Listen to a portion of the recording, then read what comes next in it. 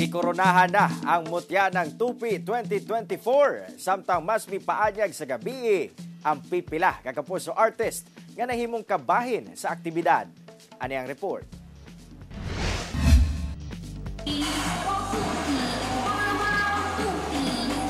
Disisais ka kandidata ang nagtigi alang sa korona sa mutya ng Tupi 2024. Kini atol sa Coronation Night nga gipahigayon sa Tupi Sports and Cultural Center. Kabahin gihapon kini sa mga aktibidad alang sa 15th Agten Tupi Festival sa Tupi South, Cotabato.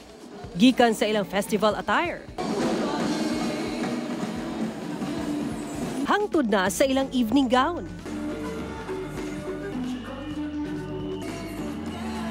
Todo ang cheer sa ilang mga supporter. Ilabi na dihang napili na ang top 3 nga mitubag sa question and answer portion.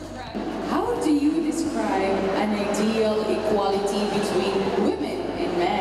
I would like to point out that equality should not be solely for men and women.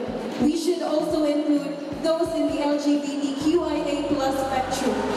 I would define equality when we give equal opportunities to each and everyone despite their civil status, social status, or even gender. Sa ulahi, gikoronahan isip mutya ng Tupi 2024 si Mary Ganaba nga taga Barangay Bunaw nga maoy mo representa sa mutya ng South Cotabato sunod tuig.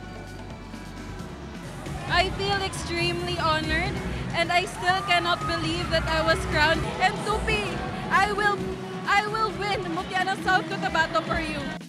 Samtang mas nahimong star-studded ang Coronation Night, dihang nahimong host si Miss Universe Philippines 2019, Gazini Ganados. Napuno sabog kilig moments dihang giharanahan ni Sparkle artist Aaron Villena, dili lamang ang mga kandidata, kundi ang crowd sab.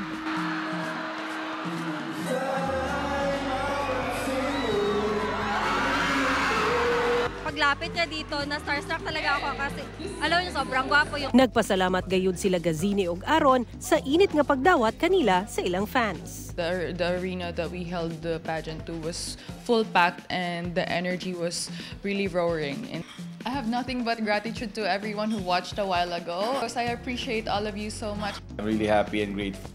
Na-feel ko talaga yung crowd dito sa Jensen, iba, lalo na sa Tupi. Parang hindi sila nalolobat. Kauban si Gary Balantay sa kamera, ako si Sara Hilomen Velasco para sa One Mindanao.